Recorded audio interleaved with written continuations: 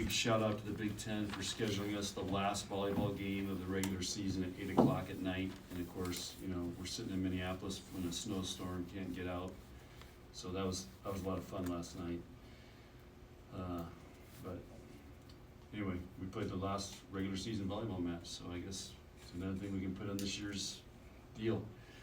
The other cool thing is, you know, I remember when early in my coaching career here, you know, we wouldn't play UNO just because of RPI, and same with Creighton. And we started playing Creighton, and when UNO opened Baxter Arena, we went up there and played. So here we got 3 schools now in the NCAA tournament. So I think this is huge for the state of Nebraska, huge for those 3 programs. All 3 Division I programs are in the NCAA tournament. So congrats to those guys. Nebraskans have a lot to be proud of. We are the volleyball state, and then you've got Wayne State, who's ranked number 1 still in Division II. And I know there's a bunch of other teams, NAIA, Kearney, that are all doing really well. So anyway, it's just, I'm very proud of the volleyball in the state. I hope Coach Pettit is too, and all the people, all the high school coaches. I got the text from John Peterson yesterday. He used to be at Columbus, SCOTUS High School, and won, I don't know, 9 state championships or something. So it's just really cool. There's a bond here in the volleyball world, and here we are in little old Nebraska and doing some great things. What does that say about the job that Matt has done at Omaha? They started, like 0-9, and now they're in the tournament? Well, he's scheduled really tough, but, you know, really, you know, their conference to me makes no sense. The conference means nothing. You just have to win the tournament. So it all comes down to, can you win? I don't know, they play 2 or 3 matches to win the tournament. So, I know they've been really close. I can't remember it was last year before, they lost 15-13 in the 5th. So it's awesome, you know, and I've been, whenever I speak, I brag about volleyball in this state, and, you know, and there's gonna be a day where all 3 Division I teams will make the tournament.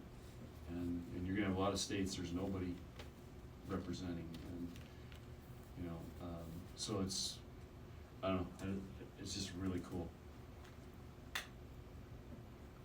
What else? What are the strengths of your team that should serve you well, how you play, or your mindset that should make you a good NCAA tournament team? Well, you know, I was glad to hear when they said we've had the most top 25 wins. Is that what they said in the show?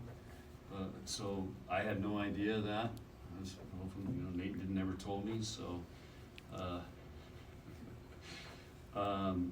so obviously we played a tough schedule. We played in big matches. We played in sold-out arenas. So I just think our players now, I think they thrive under these matches, and they're used to it, especially our younger players. And so we've been battle tested. We know what it's going to take. We know how to win. We can win a lot of different ways, which we've had to do this year.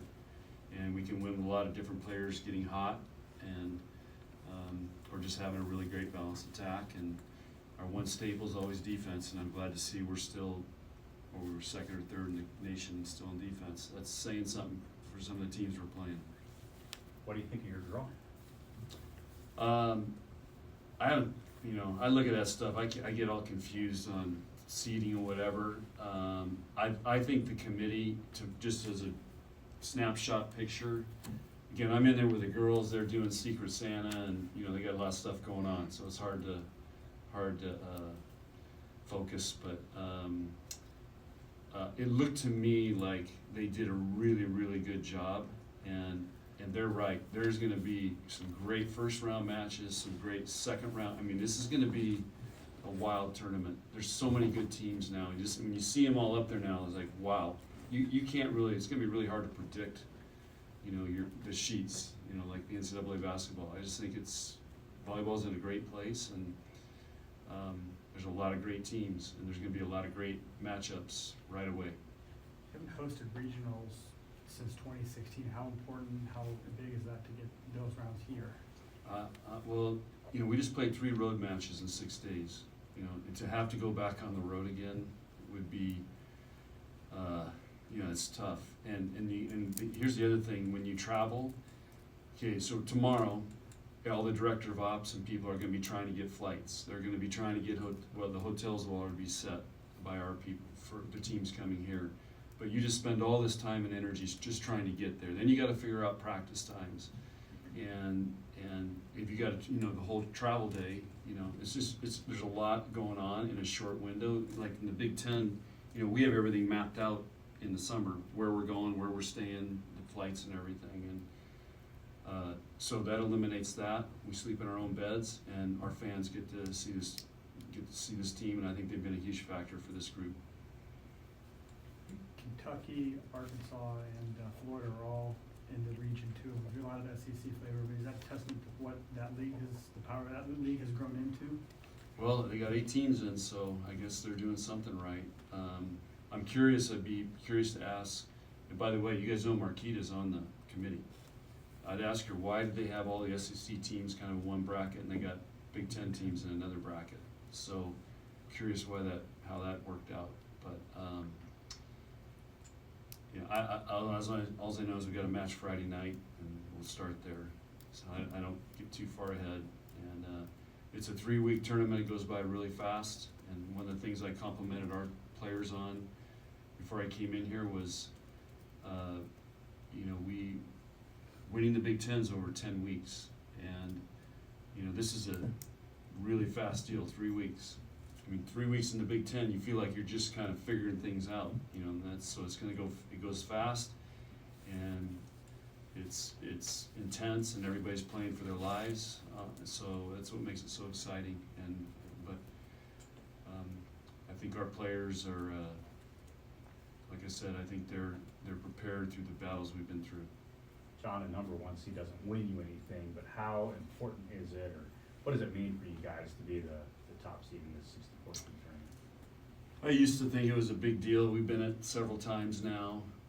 Sometimes I worry if it puts pressure on you, but now there's so many good teams, and you know they're struggling with who should be top 4 seeds and who should be in the top 16 seeds.